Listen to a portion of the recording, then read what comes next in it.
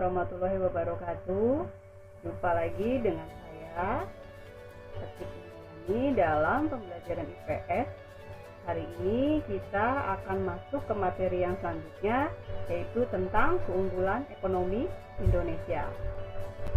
Apa saja tujuan yang akan dicapai pada pembelajaran kali ini? Yaitu yang pertama, membedakan antara keunggulan absolut dan keunggulan komparatif.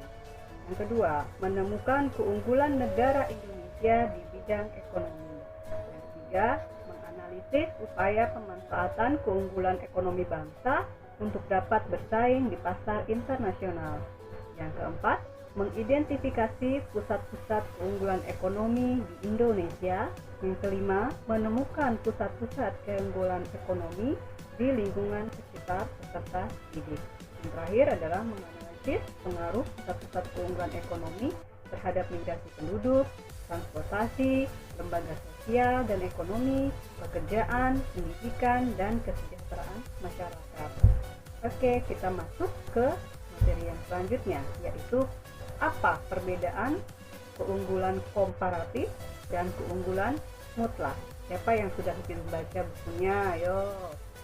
Oke, kita lihat ya apa perbedaannya. Keunggulan komparatif.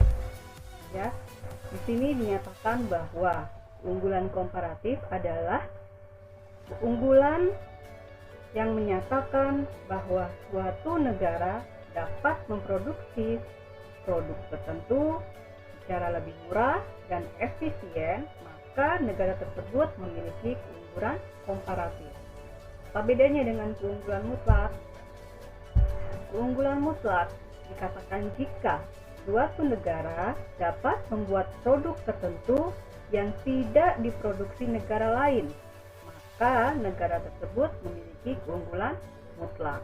Sudah paham ya perbedaannya ya? Oke, selanjutnya, apa saja sih upaya-upaya yang dihadapi ya untuk menghadapi persaingan dalam perdagangan internasional? Yang pertama adalah mengamati pasar dan mengenali pesaing ya. Harus jeli mengamati pasar dan mengenali pesaing-pesaing kita. Keunggulannya di mana, kelemahannya di mana ya. Kemudian menciptakan produk yang berbeda ya, usahakan berinovasi, berkreatif untuk menciptakan produk-produk yang dapat menarik minat masyarakat untuk mau membelinya. Kemudian menonjolkan keunggulan produk, apa yang diunggulkan dari produk-produk tersebut ya. Kemudian mempelajari kelebihan dan kelemahan pesaing, ini juga butuh seperti tadi yang di poin pertama ya.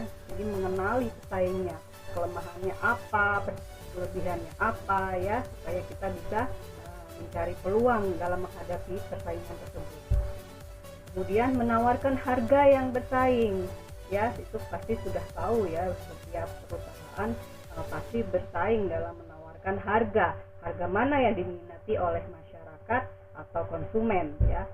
Kemudian mempromosikan produk ini memang harus dipromosikan jika ingin dikenali oleh masyarakat ya. Jika tidak ya akan sulit untuk dikenali dan akan sulit untuk membuat masyarakat untuk ingin membeli produk yang kita punya ya. Oke, kita masuk ke yang selanjutnya. Ini adalah pusat-pusat keunggulan yang ada di Indonesia. Di Pulau Sumatera apa saja ya? Ada tambang timah di Bangka Belitung. Dan ini ada gambar apa ini? Ini ada gambar perkebunan kelapa sawit itu maka. Oke. Nah, apa saja keunggulan yang ada di Pulau Jawa? Salah satunya adalah pusat-pusat wisata ya. Contohnya itu ada Candi Borobudur ya. Siapa yang sudah pernah ke Candi Borobudur ya? Kalau yang belum pernah, ayo coba deh sekali-kali jalan-jalan dan kamu lihat di sana bagaimana indahnya kemegahan Borobudur ya. Kemudian ada kain batik yang merupakan warisan dunia yang masuk ke dalam UNESCO ya. Kemudian di pulau apa lagi nih?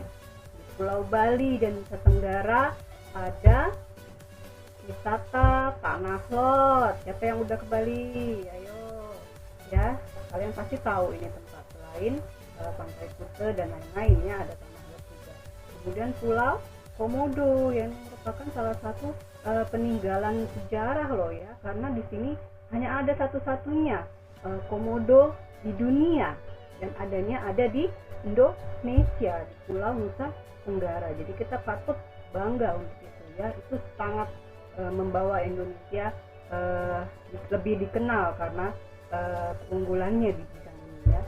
Kemudian pusat keunggulan di Kalimantan ada pasar terapung ya. Di sini kita bisa lihat semua aktivitas dilakukan di atas perahu karena dia mengapung di atas sungai ya, yang merupakan kita tahu bahwa Kalimantan itu banyak sekali pulau-pulau dan banyak sekali masyarakat yang bergantung pada ekonomi kreatif yang ada di sana. Contohnya adalah pasar terapung di sana ya.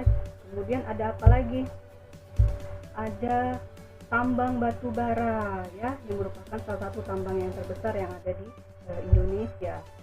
Kemudian keunggulan yang ada di mana ini? Kakao Sulawesi ya. Ada perkebunan coklat dan ada pariwisata laut Bunaken ya. Ada apa lagi? Kita lihat ini di sini ada keunggulan di Maluku dan Papua. Ada apa di Maluku dan Papua? Kita lihat di Raja Ampat bukan 4 ya, Ampat. Nah ini salah satu yang menawarkan eksotisnya pemandangan di di Raja Ampat ya. Mungkin kalau yang sudah pernah ke sana kalian bisa tahu dan bagaimana rasanya berwisata ke sana ya. Kemudian ada PT Freeport yang merupakan tambang emas ya yang terbesar yang ada di Indonesia, meskipun bukan supaya luas tapi itu sudah merupakan ada di wilayah Indonesia. Nah, dari pusat keunggulan tersebut ya pasti ada pengaruhnya kan terhadap kehidupan masyarakat di Indonesia ya. Ya, dari mana saja?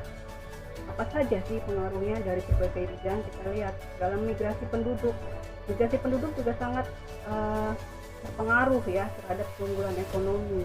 Contohnya apa? Di situ kita bisa lihat contohnya di PT Freeport itu karena banyaknya pekerja yang dibutuhkan, maka otomatis banyak juga orang-orang yang ingin bermigrasi ke sana ya supaya mendapatkan kehidupan yang lebih layak ya, makanya mereka ke sana. Kemudian ya yang selanjutnya adalah transportasi ya.